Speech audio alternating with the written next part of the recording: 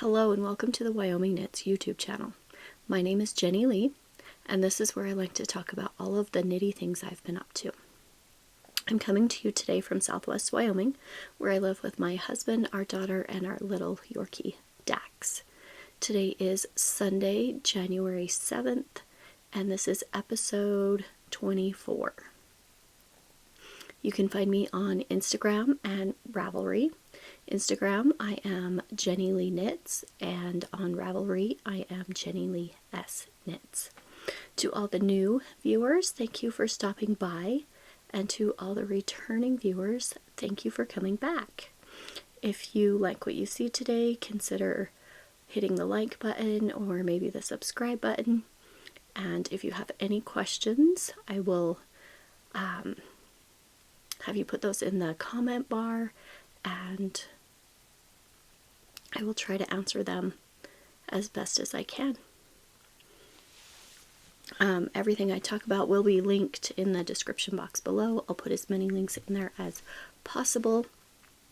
So it's been 1 week since my last podcast, and I have one finished object and a few whips that I would like to talk about today. My first finished object, finally, I am finished with the Painting Honeycombs blanket by Stephen West. This is a blanket I made for a birthday present in February. So this is how wide it's going to be. So it will fit around you. I think I made it as long as a throw blanket, so we'll go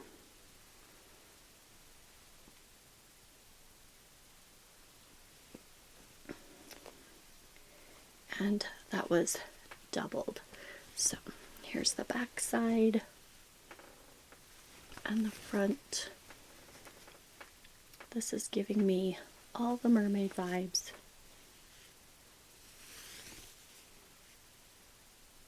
So that is finally finished. I tried to finish it before we went back to school for the new year. Last time I had 20 more of these repeats to go, and I was like, oh, I could get that done in 3 days, no problem. Well, I worked on it, and I worked on it, and I worked on it on Sunday, and I got 4 of these completed, so about that much. And I was like, okay, I'll work on it all day Monday, all day Tuesday. It'll be done before I go back to school. I worked on it all day Monday, and I got 4 more done. So it's like, okay, it's not going to get done before I go back to school. That's okay. I'll work on something else. I'll take a break. I'll do two repeats every day, 2 or 3, and it'll be done by the end of the week. So that's what I did. I just kept working on it and working on it until I was finally finished. I think I finished this Friday after school. So that was a fun thing to get finished for the weekend, and then that gave me time to work on some other things. Actually, no, I had the bind off left to do Friday after school. I worked on it and got all the way to the bind off, and then it was bedtime. So Saturday morning I did the bind off, wove in all my ends, and then I pulled out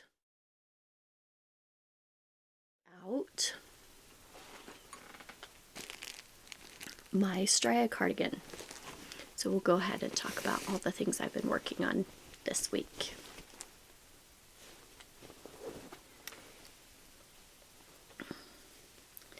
So last time I talked about how I had got all the way to the sleeve separation for my Stria cardigan, and I was missing one whole set of increases all the way up at the top. So I was going to pull it all out because it's in half fisherman's rib, and I am not sure how to drop down and fix that, or really tink back more than just a couple of rows. So I thought it would be easier to just rip it all out and start over. So I did. Saturday morning I went up to my Swift and my ball winder, and I started taking everything out. And this is where I'm at so far. So I did switch. I took out the lightest purple. Let's see, do I have one right here? This light purple was blending in so well with the gray that sometimes you couldn't see the stripes. So I went ahead and pulled a different mini that I had from my row 1 subscriptions, and it also happened to be a Happy Mermaid yarn color. So all of my minis are Happy Mermaid, and my main color is Nitpick Stroll in the Earl Grey Heather.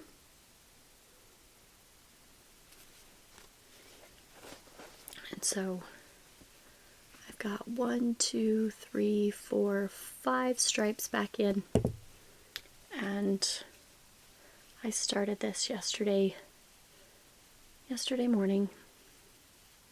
So I'm so excited to get it back to where I was, separate for sleeves, and continue going. So that was my first work in progress. This is a Sassy Sax.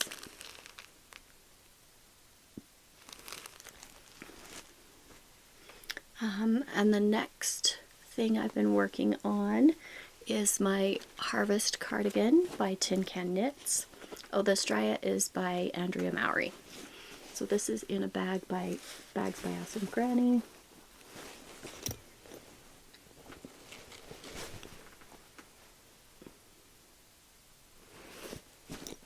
And I've gotten a little bit further. Let's see. I was right here last time, and I put on a few more inches. I'm working on the body. So I'm using the Tin Can Knits app as I knit this. I've pulled it up on my iPad, and I can pull up YouTube on one side and the Tin Can Knits app on the other side and watch YouTube and knit. And then as you're working through this in the pattern, you just click the next button when you're done with each row, and it will keep track of your progress for you. You can sync it with your other devices. I think this is going to be a really nice warm cardigan to wear this winter and spring. I'm using Wool of the Andes worsted weight. This is Haze Heather. So that's got a little more work. When I realized that I wasn't going to finish this before school started, I decided to take a small break and work on something else. So that's when I got most of this done. So I just needed something different to work on. And then I have been working on a couple of pairs of socks. So we'll go with this one first. It's in a Mountain State Stitches bag. And I am using some yarn that I got off Zulily.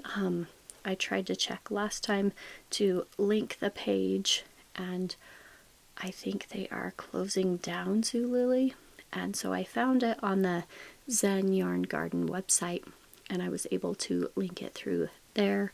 But this is a Zen Yarn Garden yarn. I'm using this green color. It's like a marled.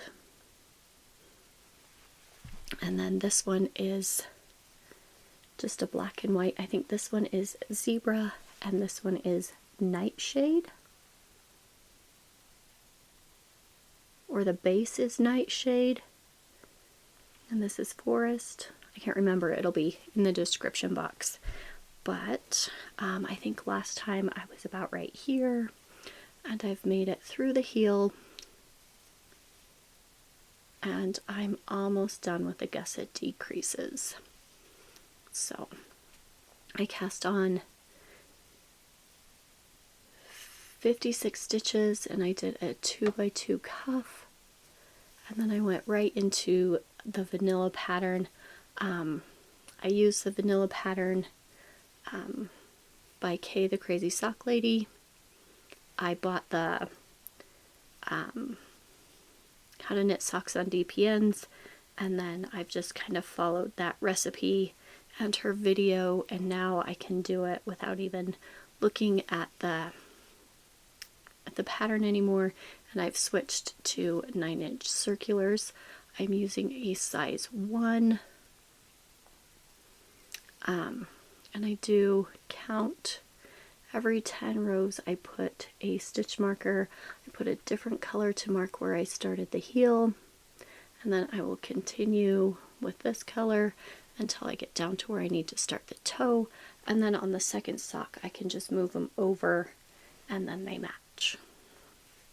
So the other sock I've been working on is in a bag from the Woolly Tangle. Last year I got a couple bags that were winter themed because I needed something to put my socks in that wasn't just Christmas, that I could use for 1 year. This one I'm doing the Vanilla is the New Black pattern. It's mostly a vanilla sock with a different heel construction. So I cast on, last time I cast on and I did a 1x1, but I really like the 2x2, so I had split a stitch, and so I was only like barely into this blue, so I took it out and started over yesterday before we drove to go eat. We went out and ate at the brewery in Evanston yesterday, and so we got through the cuff and was working on the vanilla part, and I was able to get all the way to this blue here, there and back, and then this is the Vanilla is the New Black heel. So I was able to do the heel and the heel turn this morning, and now I'm just back into regular stockinette knitting. So I'm doing both of these, and I thought I would share with you the different construction. So this one you knit all the way until you want to put in your heel, and then you go back and forth, back and forth, back and forth here, do your heel turn, pick up stitches, and start decreasing for your gusset. I don't know if you can see the decreases right there. This one, on this one, my beginning of round is on the front of the sock, so I go around this way from the beginning of round to the end, and then the back is where I usually put in my heel. This one, the beginning of the round is where you start your heel.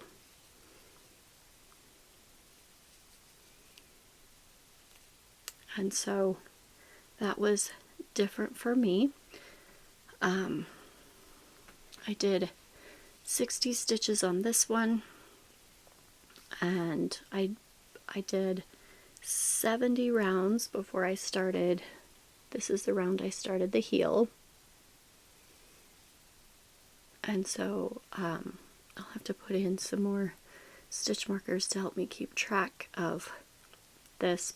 And then this one, you start the heel and you go around, you do the front, you come back, and you're working in the round the entire time until you get to the heel flap. And then that's when you do your, it's like a short row back and forth to do the heel turn. And so that was a kind of a cool construction for me. And then it only broke up the stripes a little bit. You can tell I did one round and then started the heel turn. So I'm going to keep working on these. These will be my January Felici socks. I think I'm going to do kind of what I did last year with my Desert Vista Dye Works socks. I'm going to choose one color of Felici every month and make me a pair of socks out of that. This will give me more options on how I want to construct this sock. The Desert Vista Dye Works challenge, you could only use Desert Vista Dye Works yarn, and so with the Felici it's just my own made up rules, and I can use anything I want. For heels, toes, or cuffs I could do scrappy socks. So that will be a new challenge for me for this year, to see if I can knit through some of my Felici stash. And so that is, oh, I have one more work in progress. I've only been working on this when I'm upstairs in here in my yarn room and editing, or just on Sundays for Scrappy Sunday, where I have access to all my yarn and I can spread out. I've been working on my Scattering Petals cowl. I showed that last time. Let's see, I was in this color, this brown color last time, so I put in, finished 1, 2, 3, and I've got this one. I just worked on this while I edited last week, and so it is growing. It's going to be nice and squishy and soft and warm. I needed this Friday when we were outside. It was about 19 degrees outside, and I was out on bus duty, so I had to stand out by the buses for 15 minutes. I did have my new Musselburgh hat on, but I want to get this finished. So I am on color 25. There's 30 colors, so I have 5 more colors, and then start all the way over at color 1 again, because you put these in twice. So that will be my next project that I work on a lot to get finished, if I can stop working on my Stria cardigan. So that is everything I've worked on in the last week. I did get some mail. I got my Row 1 subscription and my Yarnable subscription, so we'll go ahead and show those.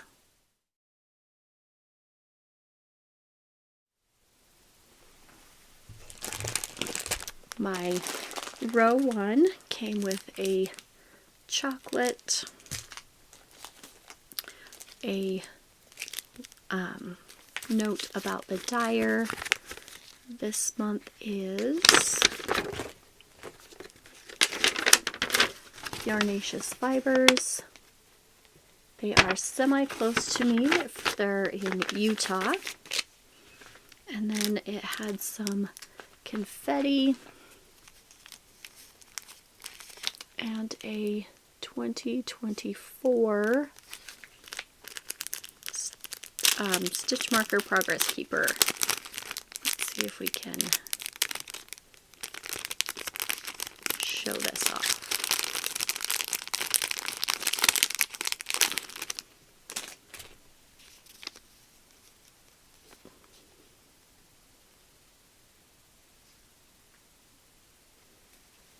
So that can go on one of my projects for this year. And the yarn, I love these colors.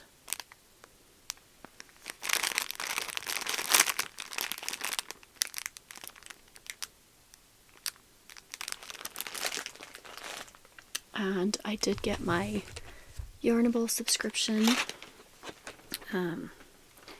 It came with a bag of caramels and a pouch of goodies.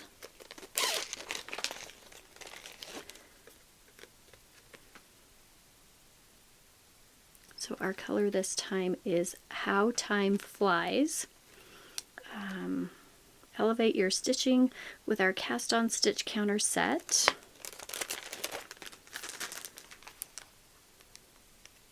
So as you're casting on, you can slip these onto your needle after 25 stitches, 75, 100, 100, 100, and then this one says 50. Oh, that's supposed to be up there. 25, 50, 75, 100. And embrace the new year with our Yarnable exclusive Time Flies Progress Keeper, which serves as a reminder to savor every moment of your creative journey.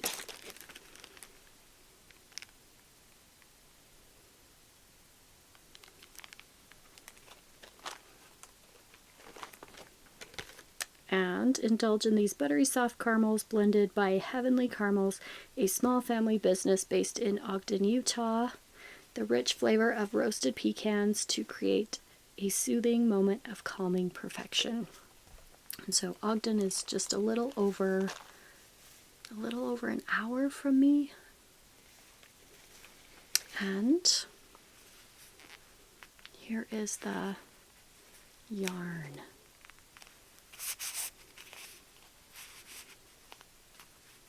This one is beautiful.